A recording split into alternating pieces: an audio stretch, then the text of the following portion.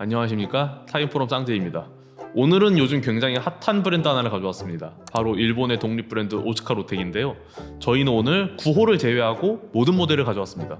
5호 카이, 6호, 7.55인데요. 전 모델이 다 모인 게 아마 적어도 한국 유튜브에서는 최초인 것 같습니다. 브랜드 설명을 하기에 앞서서 오츠카 로텍은 워치메이커 지로 카타야마가 혼자 시작한 브랜드입니다.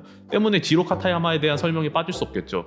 지로 카타야마는 도요타 계열사의 자동차 외관 디자이너였습니다. 그가 참여한 자동차 중에 제일 유명한 건 지금도 시대를 풍미한 디자인으로 불리는 도요타 알테자입니다. 우리나라에서는 렉서스의 IS201세대로 유명하죠. 참고로 알테자의 계기판은 크로노그래프가 모티브라고 해요. 그런데 인테리어다 보니까 지로 카타야마는 아마 관련이 전혀 없겠지만 알테자의 외관 디자인을 했던 사람이 시계를 만들다니 참 신기한 인연인 것 같습니다. 어쨌든 그의 취미는 기계로 무언가를 만드는 거라고 해요. 그래서 2008년에는 자기가 거주하는 아파트에 들어갈 만큼 작은 선반을 하나 샀고 그걸로 뭔가를 만들어 보고자 라는 시도를 했다고 합니다. 이때 그 선반으로 만들 수 있는 가장 작은 게 시계여서 시계 제작을 시작했다고 해요. 저희가 인터뷰에서 물어봤던 건데 원래는 시계에 크게 관심이 없었다고 하더라고요.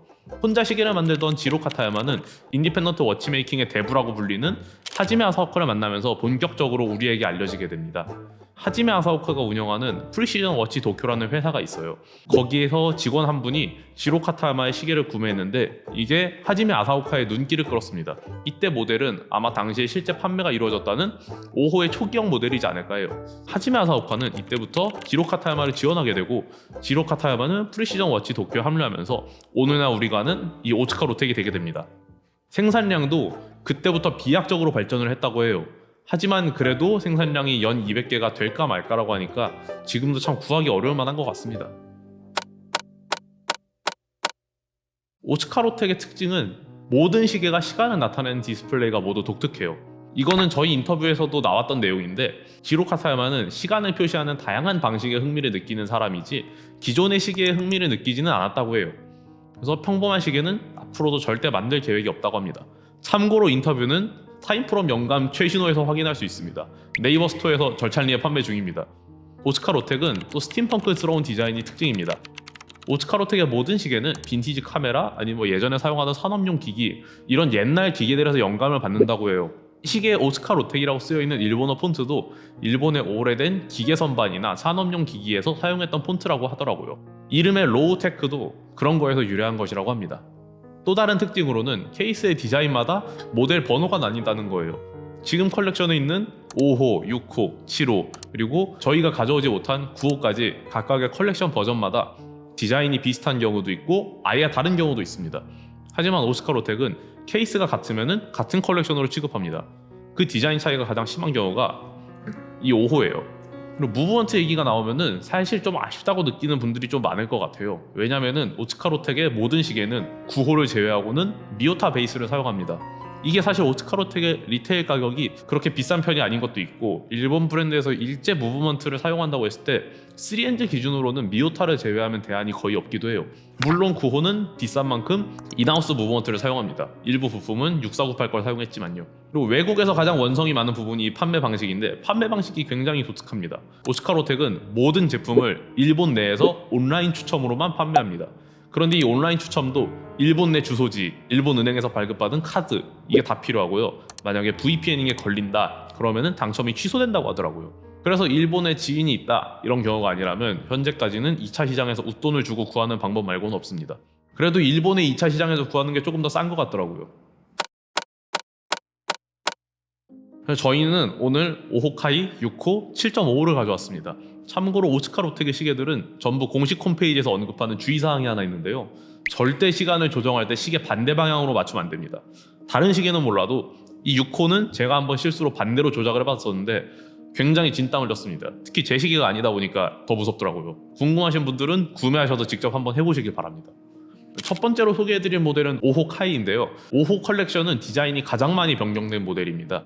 예전에 5호는 시와 분이 분리된 레귤레이터 타입의 두 개의 디스크로 시간을 표시하는 모델이었는데 지금의 5호 카이는 우르벨크 같은 브랜드에서 많이 볼 수 있는 세틀라이트 아워 컨셉으로 아예 바뀌었습니다. 기존 5호에서 이어지는 거는 쇳덩이를 깎은 것 같은 케이스 디자인이랑 볼 베어링 정도밖에 없어요.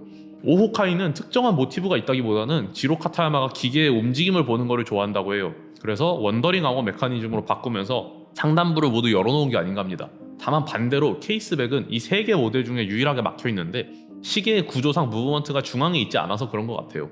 참고로 이런 시계들은 어떻게 읽는지 궁금해하시는 분들이 많은데 오른쪽에 레일이 하나 있습니다. 그 레일이 미니 트랙이고 그 위에 시간을 표시한 디스크가 한 칸씩 자리를 옮겨요. 그래서 그 디스크가 자리하는 곳을 따라서 읽으면 됩니다.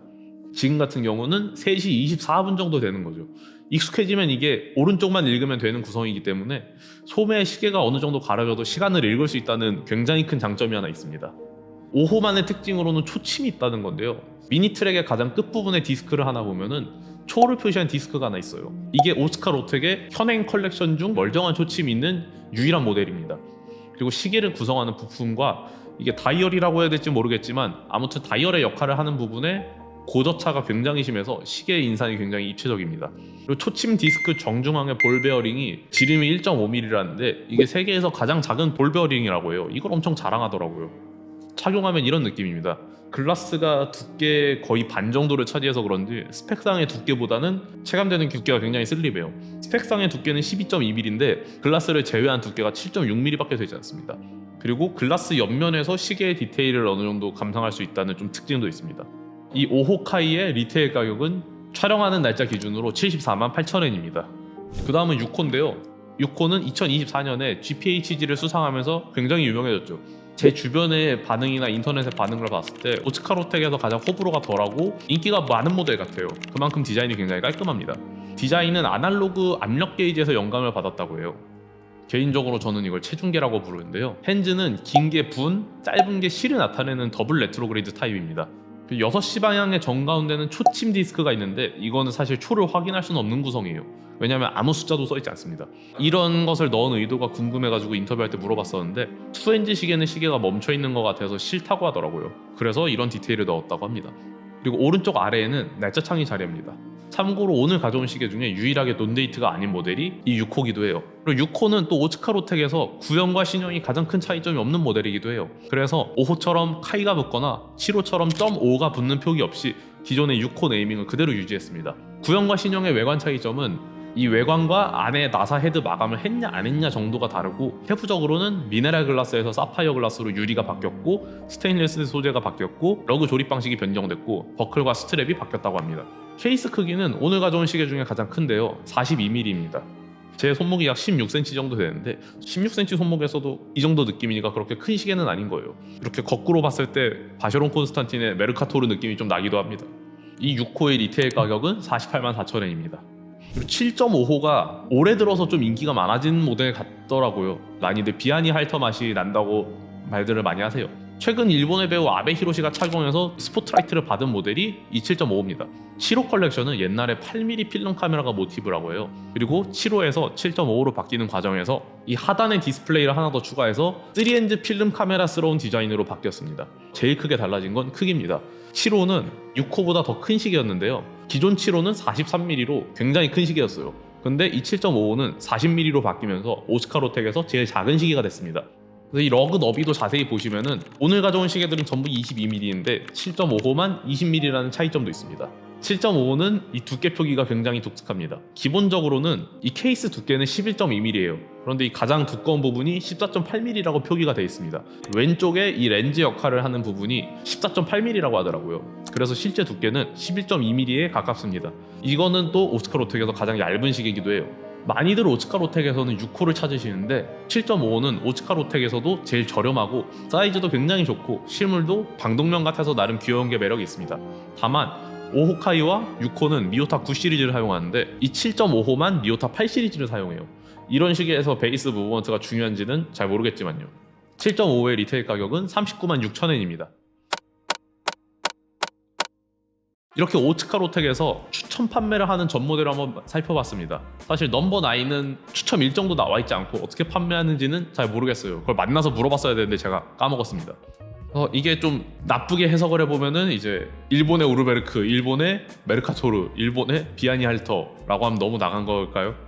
여튼 일본 감성 그리고 인디 브랜드 감성을 이 정도 가격에 즐길 수 있다는 것 때문에 인기가 굉장히 많은 것 같기도 합니다. 그 인기를 증명하듯 오스카 로텍은 2차 시장에서 프리미엄이 굉장히 많이 붙은 브랜드 중 하나예요. 촬영 시점 평균적으로 2배 내외로 붙었다고 생각하시면 편할 것 같아요.